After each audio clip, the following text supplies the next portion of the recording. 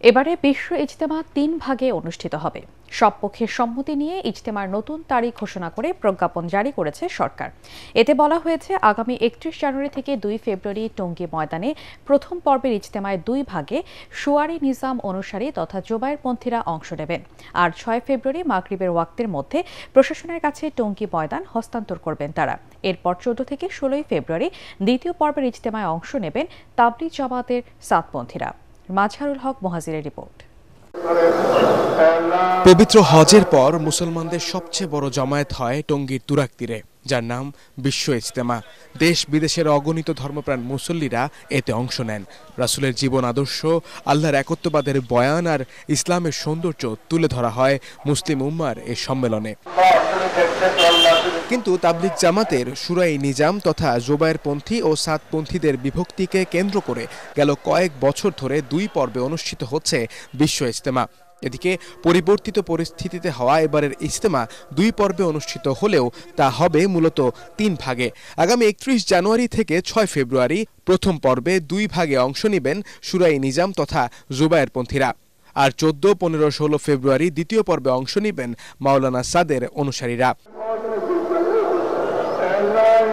যদিও একে সরকারের বৈষম্যমূলক আচরণ বলে দাবি করেছেন মাওলানা সাদের অনুসারীরা। আগামী ৩১ তারিখ থেকে হওয়া ইজতেমার সব প্রস্তুতি শেষ বলে জানান তাবলিগের শুরাই নিজামের মিডিয়া সমন্বয়ক হাবিবুল্লাহ রায়হান। ইতিমধ্যে আলহামদুলিল্লাহ আমাদের মাঠ প্রস্তুতির কাজ প্রায় ৮০ ভাগেরও বেশি সম্পন্ন হয়েছে।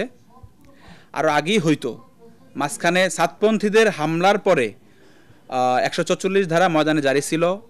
গত ২রা জানুয়ারি ২০২৫ এই ঘোষণা যখন উইথড্র হয়, এরপর থেকে আমাদের সাথীরা পুনরায় মাঠ প্রস্তুতির কাজে নিয়োজিত হয়েছেন। এই সরকারটা তো যখন আসছে একটা থিম নিয়ে আসছে, আমাদের থিম বৈষম্য, সবাইকে সবার সমান হক দিব। কিন্তু সমান হকটা আমরা সমান হকটা চাই, আমরা বেশি চাই না। কাকরাইলেরও সমান হক চাই, টঙ্গীরও সমান হক চাই। কারণ আপনারা অ্যানালাইসিস করে দেখুক, সরকারের গোয়েন্দা সংস্থার লোকে যারা আছে, এনএসআই, ডিজিএফআই যারা আছে, যে আসল তবলিগওয়ালা কাদের সঙ্গে বেশি। দ্রুত তাবলিগ জামাত থেকে সকল বিভেদ দূর হোক, বিশ্ব ইজতেমা সফল হোক। দিন শেষে এমনটাই প্রত্যাশা সাধারণ মুসল্লিদের। মাজহারুল হক মুহাজির, এটিএন বাংলা, ঢাকা।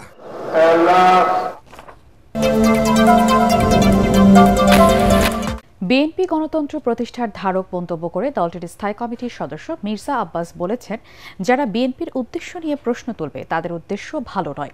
1-11 রাজনৈতিক দলগুলোর মধ্যে বিএনপি সবচেয়ে বেশি ক্ষতিগ্রস্ত হয়েছিল দাবি করে তিনি বলেন, বিএনপিকে ভিন্ন শিবিরে ঠেলে দিয়ে ফয়দা হাসিলের পরিণতি ভালো হবে না। দলের আরেক নেতা রুহুল কবির রিজভী বলেন, অন্তর্বর্তী সরকারের ভেতর থেকে দল গঠনের উদ্যোগে তাদের নিরপেক্ষতা নিয়ে প্রশ্ন উঠেছে। কামরুজ্জামান রাজীবের রিপোর্ট। বিএনপি চেয়ারপারসন বেগম খালেদা জিয়ার ছোট ছেলে আরাফাত রহমান কোকোর ১০ম মৃত্যুবার্ষিকী উপলক্ষে নয়াপল্টনে দলের কেন্দ্রীয় কার্যালয়ে এই দোয়া মাহফিল। এতে বিএনপির বিভিন্ন স্তরের নেতাকর্মী সহ সিনিয়র নেতারা অংশ নেন। দলের স্থায়ী কমিটির সদস্য মির্জা আব্বাস অভিযোগ করেন, জিয়া পরিবারকে নিঃশেষের অংশ হিসেবেই কোকোকে পরিকল্পিতভাবে হত্যা করা হয়েছিল। এ সময় যারা বিএনপিকে আওয়ামী লীগের সাথে তুলনা করছে তাদের উদ্দেশ্য নিয়ে প্রশ্ন তোলেন তিনি। তার দাবি, 1-11 সময় বিএনপি সবচেয়ে বেশি ক্ষতিগ্রস্ত হয়েছে। কেউ বলছে বিএনপি নাকি 1-11 আনার পায়তারা করছে। তাদের উদ্দেশ্যে বলতে চাই, 2007 সালের 1-11 যে ভয়াবহ পরিণতি, এটা বিএনপির চাইতে কেউ বেশি ভোগ করে নাই। আপনারা এই ধরনের কথাবার্তা, সংঘাত, বিভেদ এই 5ই আগস্টের পরে আজকে যদি করতে থাকেন, তাহলে কিন্তু দেশে গণতন্ত্র কোনোদিনই চেহারা দেখবে না। বিএনপিকে যারা ভিন্ন শিবিরে ঠেলে দিয়ে ফায়দা হাসিলের চেষ্টা করছেন, এটার পরিণতি কিন্তু ভালো হবে না। এর আগে বনানী কবরস্থানে নেতাকর্মীদের নিয়ে কোকোর সমাধিতে শ্রদ্ধা জানান বিএনপির সিনিয়র যুগ্ম মহাসচিব রুহুল কবির রিজভী। পরে সাংবাদিকদের সাথে কথা বলতে গিয়ে তিনি বলেন, নির্বাচন নিয়ে গড়িমসি করায় অন্তর্বর্তী সরকারের নিরপেক্ষতা নিয়ে প্রশ্ন উঠেছে। গড়িমসি কেন ডেডলাইন নেই, কেন হাসিনার কথার পুনরাবৃত্তি হবে যে আগে সংস্কার পরে নির্বাচন? সরকারের ভেতর থেকে কেউ রাজনৈতিক দল গঠন করার চেষ্টা করছে। তাহলে তো সরকারের নিরপেক্ষতা নিয়ে জনগণ প্রশ্ন করতেই পারে, মানুষ প্রশ্ন করতেই পারে। অন্যান্য রাজনৈতিক দল যারা গণতন্ত্রের জন্য আন্দোলন করেছে তারা মনে করবে অন্তর্বর্তীকালীন সরকার কোনো ধরনের একটা মাস্টার প্ল্যানের মধ্যে অন্তর্ভুক্ত রয়েছে।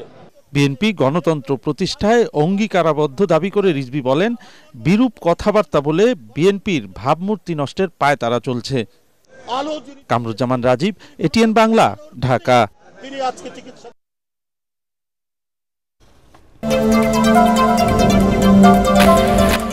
আগামী জাতীয় নির্বাচনে ইসলামী রাজনৈতিক শক্তিগুলো এক হওয়ার চেষ্টা করছে বলে জানিয়েছেন ইসলামী আন্দোলনের আমির সৈয়দ মোহাম্মদ রেজাউল করিম।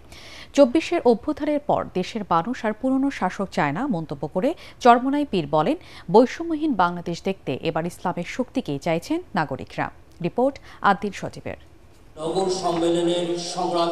৫ আগস্টের অভ্যুত্থানে দেশের রাজনীতিতে বড় ধরনের পরিবর্তনের পর জনমনে একদিকে নানা আকাঙ্ক্ষা তৈরি হয়েছে, অন্যদিকে রাজনৈতিক দলগুলোরও তৎপরতা বেড়েছে।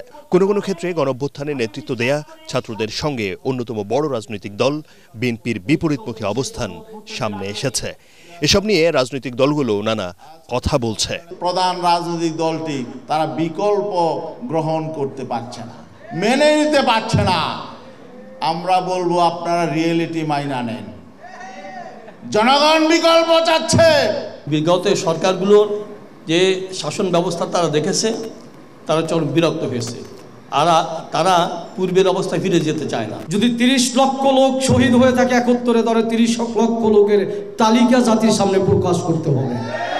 কারণ আমরা মিথ্যার উপরে আলোচনা করে গুনাহ করতে চাই না, কবিরা গুনাহ করতে চাই না। যাদের নাকি ব্যক্তি দলীয় স্বার্থকে অগ্রাধিকার দেয় দেশের চেয়ে, মানবতার কল্যাণের চেয়ে, আমাদেরকে সিঁড়ি বানিয়ে ওরা ক্ষমতার মসনদে উঠে তারা এই সুন্দর দেশটাকে 5 বার দুর্নীতিতে চ্যাম্পিয়ন, চোরের দিক থেকে ফাঁস বানিয়েছে।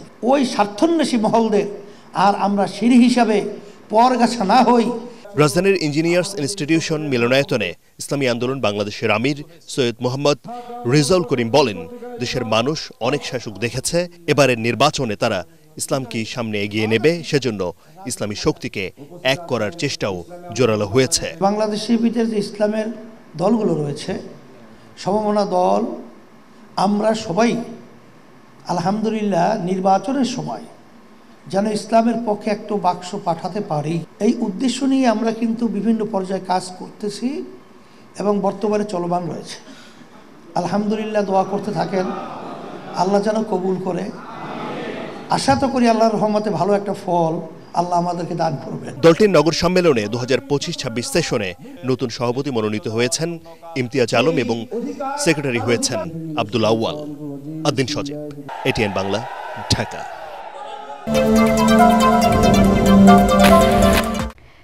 এখনো শিল্পাঞ্চলগুলোতে শ্রমিক অসন্তোষ বন্ধ হয়নি। 5 আগস্টের পর এখনো পর্যন্ত 1.5 শতাধিক রপ্তানিমুখী পোশাক কারখানা বন্ধ হয়ে গেছে বলে জানিয়েছেন ব্যবসায়ীরা। তাদের মতে আইন শৃঙ্খলা পরিস্থিতির উন্নতি না হলে নতুন করে আরও 150টি কারখানা বন্ধ হওয়ার ঝুঁকিতে রয়েছে। সংকট সমাধানে বিশেষায়িত টাস্ক ফোর্স গঠনের পরামর্শ দিয়েছেন অর্থনীতিবিদরা। শরফুল আলমের রিপোর্ট।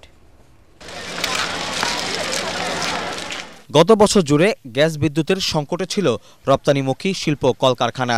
সুদের হার বৃদ্ধি, ডলারের চড়া মূল্য ও রাজনৈতিক অনিশ্চয়তার কারণে এই খাতের উদ্যোক্তারা নতুন করে ব্যবসা বাড়াতে পারেননি। তার উপর শ্রমিক অসন্তোষে অস্থিরতা বাড়ে পোশাক কারখানায়। ছাত্র জনতার আন্দোলনের পর পরিস্থিতি কিছুটা স্বাভাবিক হলেও সাভার আশুলিয়া অঞ্চলের পোশাক কারখানায় অস্থিরতা এখনও কাটেনি, বরং থেমে থেমে শ্রমিক আন্দোলনে ব্যাহত হচ্ছে কর্মসংস্থান ও জাতীয় আয়। শ্রমিকদের অসন্তোষ আছে, ব্যাংকের চরম অসহযোগিতা আছে, এই সব কিছু মিলিয়ে এখন ফ্যাক্টরিগুলির করুণ অবস্থা যাচ্ছে। কতগুলি শ্রম অসন্তোষ অতীতে ঘটেছে বা এখনো ঘটছে, তার পিছনে খুঁজলে পাবেন কেউ না কেউ তাদেরকে ইন্ধন দিচ্ছে। তাদের টার্গেটই হচ্ছে অর্থনীতিটাকে পঙ্গু করে দেওয়া, এই বিশাল জনগোষ্ঠীকে কর্মহীন করে দেওয়া। গত 1 বছরে প্রায় 150-র উপরে ফ্যাক্টরি কিন্তু বন্ধ হয়ে গেছে এবং আগামী 1 বছর আরও 100-র উপরে ফ্যাক্টরি বন্ধ হবে। যে বর্তমান যে সিচুয়েশন চলছে, শ্রমিকদের সাথে কাউন্সেলিংটা করতে হবে। দ্বিতীয়ত হচ্ছে, যদি কাউন্সেলিংয়ের পরেও যদি তারা ভায়োলেন্স তৈরি করে, সেই জায়গাটাতে সরকারকে কঠোর হতে হবে, এছাড়া আর কোনো বিকল্প নেই। পণ্য রপ্তানির ইতিবাচক ধারায় ফিরলেও সংকট কাটেনি পোশাক কারখানাগুলোতে। ব্যবসায়ী ও অর্থনীতিবিদরা বলছেন, সুশাসন ও শ্রম পরিস্থিতির উন্নতি না হলে সম্ভাবনার পরও পিছিয়ে পড়তে পারে দেশের অর্থনীতি। যেগুলোতে আগুন ধরে দেওয়া হচ্ছে সেখানে তো একটা নিরাপত্তাহীনতা তৈরি হচ্ছে। অন্য কারখানাগুলো কিন্তু একটা ঝুঁকির মধ্যে পড়ে যাচ্ছে, তারাও কিন্তু আর ভয়ের মধ্যে আছে যে কখন তার কারখানার উপরে গিয়ে আক্রমণটা হয়। তো এই অবস্থায় একটা বিশেষ টাস্কফোর্স গঠন করে সেখানে আইনগত যে বিষয়গুলো রয়েছে, আইন শৃঙ্খলা বাহিনী সংযুক্ত করতে হবে। যদি আমরা আস্থার পরিবেশ এটা তৈরি করতে পারি, তাহলে সেই ক্ষেত্রে যারা একটু খারাপ অবস্থাতে আছেন, যেগুলো আরও বন্ধ হওয়ার ঝুঁকির মধ্যে আছে, সেগুলোকে আস্তে আস্তে মূলধারায় ফিরিয়ে নিয়ে আসার, যেগুলো অলরেডি বন্ধ হয়ে গেছে সেগুলো আবার কীভাবে চালু করা যায়, তার জন্য কিছু ফাইন্যান্সিয়াল এইড দিতে হবে এবং সবাইকে একটা স্বস্তির জায়গাতে নিয়ে আসতে হবে। শ্রম ও রাজনৈতিক সংকট কাটিয়ে নতুন বাজারে পণ্য রপ্তানির যে সুযোগ এসেছে তাকে কাজে লাগানোর পরামর্শ দিয়েছেন বিশেষজ্ঞরা। শারফুল আলম, এটিএন বাংলা, ঢাকা।